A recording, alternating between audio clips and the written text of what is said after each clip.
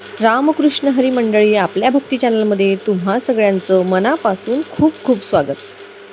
असं म्हणतात की सत्यनारायण केल्याने जीवनातील दुःख व दारिद्र्य नष्ट होतं आणि जीवनात सुख समृद्धी व शांती येते. नारायणाच्या रूपात सत्याची पूजा करणं म्हणजे सत्यनारायण होय. प्रत्येक महिन्याच्या पौर्णिमेला घरच्या घरी सत्यनारायण केलं जातं. पण 3 वर्षातून एकदा येणाऱ्या अधिक महिन्यात यंदा, जो की यावर्षी 17 मे 2026ला सुरू होणार आहे.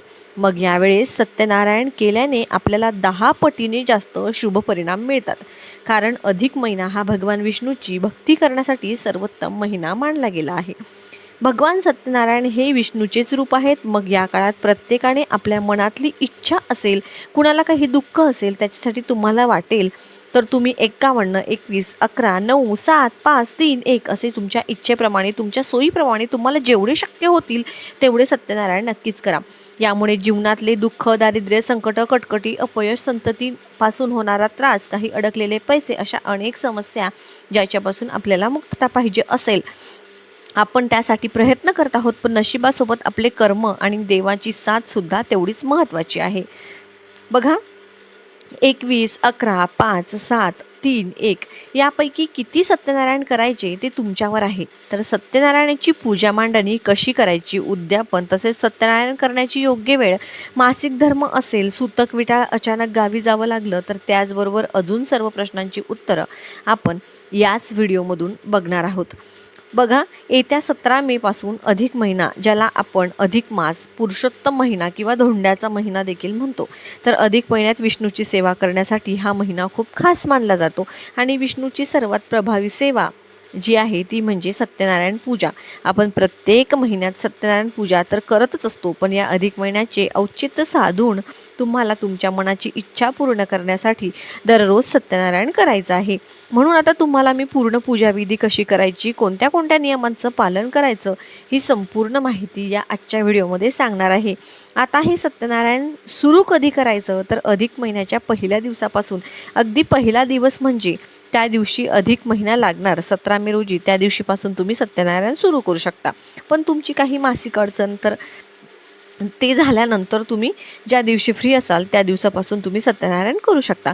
कारण त्याच्यानंतर मध्ये गॅप पडणार नाही. कारण काय होतं ना, तुम्ही चालू करणार, परत गॅप घेणार, परत चालू करणार, त्याच्यापेक्षा तुमची मासिक अडचण असेल तर ते झाल्यानंतर तुम्ही सत्यनारायण सुरू करा. मग भलेही ते कमी दिवस भरले तरी चालतील. आता हे किती करायचे, तर आता हे बघा, हे पूर्ण अधिक महिनाभर तुम्ही करू शकता. सर्व तुमच्यावरती अवलंबून आहे. तुम्ही 21 दिवस, 11 दिवस किंवा 5, 7 दिवस तुमच्या पद्धतीने तुम्ही करू शकता. आता जे काही दिवस करायचे असेल, तुम्ही मांडणी केली, मांडणी करताना तुम्हाला एक गोष्ट लक्षात ठेवायची की तुम्ही जिथे मांडणी केली, शक्यतोवर तुम्ही देवघराच्या बाजूलाच ही मांडणी करा. इतर ठिकाणी तुम्ही केली तर इतर वेळेस तुमचा हात वगैरे लागू शकतात. तर देवघराच्या बाजूला जर तुम्ही मांडणी केली तर तुम्हाला हे जेवढे दिवस करणार आहात तोपर्यंत तुम्ही हलवायची नाही. म्हणून तुम्ही अशा ठिकाणी करा जिथे तुम्हाला ती पूजा मांडणी म्हणजे चौरंग वगैरे, तर ती तुम्हाला हलवायचा नाही. आता बघा, समजा 21 दिवसांचं सत्यनारायण लावणार असाल, तर त्यावेळेस तुम्ही कुठे घराच्या बाहेर जाणार असाल, तर मग मध्येच त्यामध्ये परत गॅप पडेल. तर या सर्व गोष्टींचा विचार करून तुमच्या मनाला तुम्ही ठरवून घ्या की तुम्हाला अगदी व्यवस्थितपणे पूजा करायची आहे. आता करायची म्हणल्यावर 15 दिवस मग गावी गेले, परत आल्यानंतर 15 दिवस अशी करण्यापेक्षा तुम्हाला अगदी व्यवस्थितपणे, जेवढं शांततेत, अगदी श्रद्धाने, भावनेने, भक्तिभावाने पूजा करता येईल तेवढेच दिवस सत्यनारायण करा. तर बघा, 21 दिवस म्हणजे तुमचा पूर्ण अधिक महिना होतो. त्यात तुमची मासिक अडचण जरी आली तरी तुमचे 21 दिवस पूर्ण होऊ शकतात. त्याचप्रमाणे तुम्ही अगदी व्यवस्थितपणे 11 दिवसाचं सत्यनारायण देखील करू शकता. ते सर्व तुमच्यावर आणि तुमच्या मनावर आहे. तुम्हाला जेवढी सेवा करता येईल तेवढी तुम्ही करू शकता. आता तुम्हाला या सत्यनारायण पूजेच्या वेळेबद्दल सांगते.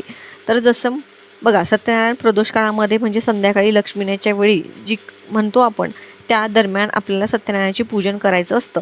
जरी शक्य नसेल तर तुम्ही सकाळी केलं तरी खूप छान होईल. तुमच्या वेळेनुसार असं म्हणतात की तुम्ही वेळेवर आणि निश्चित जागी जी पूजा करता त्याचं फळ तुम्हाला नक्कीच मिळतं. म्हणजे पूजेची वेळ, जागा ही एकच ठेवायची असते. ज्याच्यामुळे पूजेची वेळ आणि पूजेची जागा अगदी निश्चित ठेवायची आणि त्याच्या हिशोबानेच तुम्ही पूजा करायची. सकाळी जर करत असाल तर पूर्ण जेवढे दिवस करणार तर सकाळीच करा. प्रदोषकाळी करणार असाल तर जेवढे करणार असाल तेवढे प्रदोषकाळीच करा. बघा, मोबाईल, टी व्ही चालू असेल, घरात कटकट भांडणं, मुलांचे आवाज असे न करता अगदी शांत वातावरण ठेवून तुम्हाला कथा वाचन करायचे आहे. आणि आणखीन एक सांगते की तुम्ही दिवसभर किंवा नाही शक्य तर तेव्हा तुमचं वाचन चालू असेपर्यंत तरी, तुम्ही देवपूजा चालू असेपर्यंत तरी तुम्हाला तुमचा तुपाचा दिवा जो आहे तो आवश्यक लावायचा आहे. नाही शक्य झालं तर तेव्हाचा दिवा तर चालू असतोच. आणखीन एक बघा, आपल्या घरातील जी देवपूजा आहे ती आधी व्यवस्थितपणे पार पाडायची आहे आणि नंतरच तुम्हाला बसायचं आहे.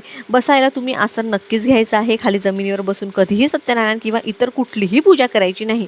आणि आसन जे आहे ते फक्त पूजेसाठीच वापरायचं. ते आसन आपल्याला इतर ठिकाणी परत वापरायचं नाही. म्हणजे कोणी पाहुणे किंवा जेवणासाठी आले अशा ठिकाणी आपल्याला तर ते आसन अजिबात द्यायचं नाही. आपलं स्वतःचं आसन जे आहे ते आपण स्वतःनीच वापरायचं.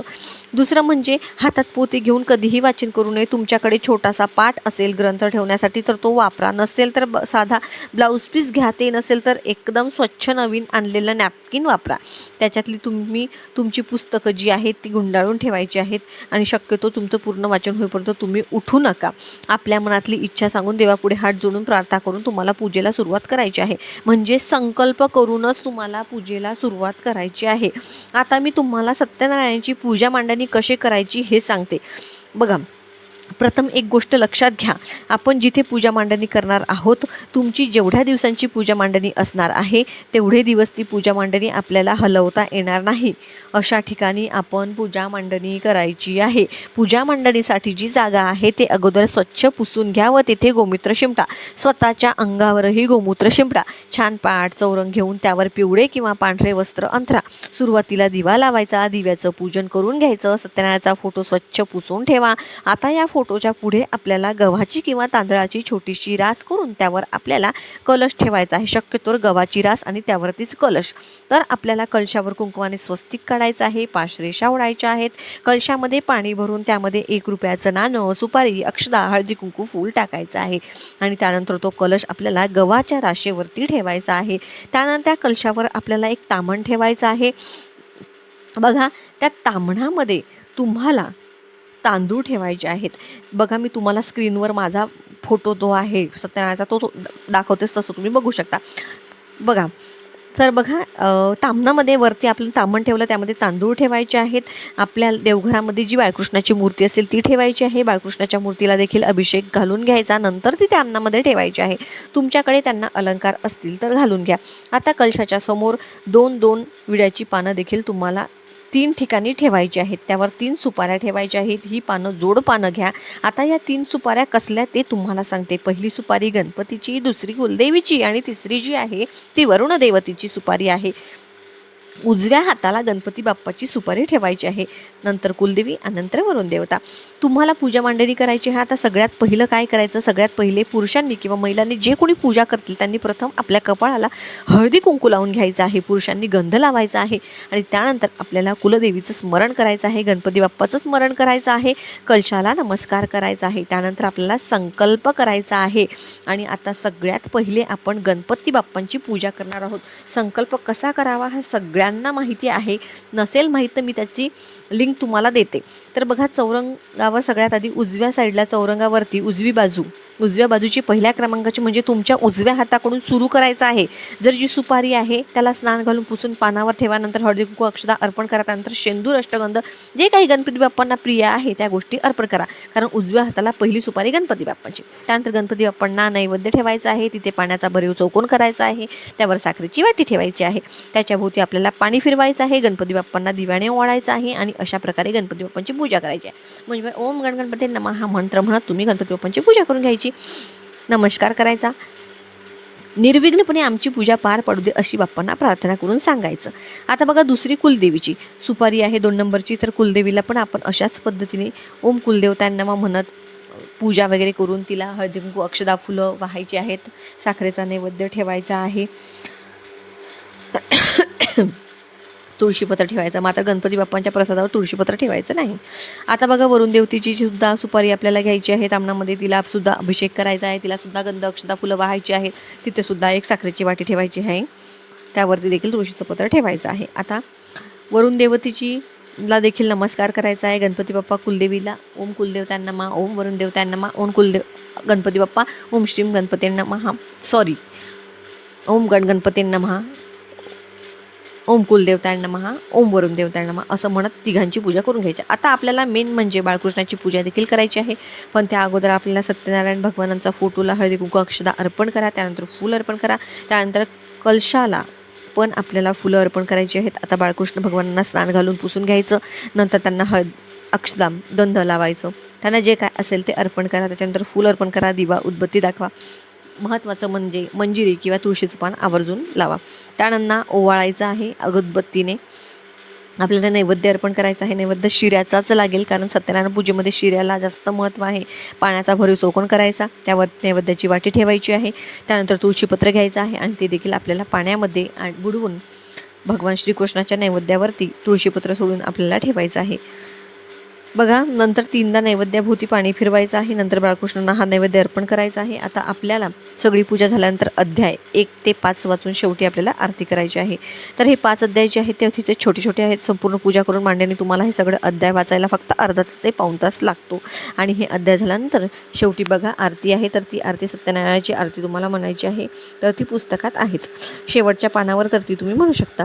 आता अशीच रोज पूजा करायची आहे. एक गोष्ट लक्षात ठेवा, तुम्ही जेवढे दिवस सत्यनारायण करणार आहात तेवढ्या दिवस रोज सर्वांना पूजा करून तुम्ही नैवेद्य दाखवायचा.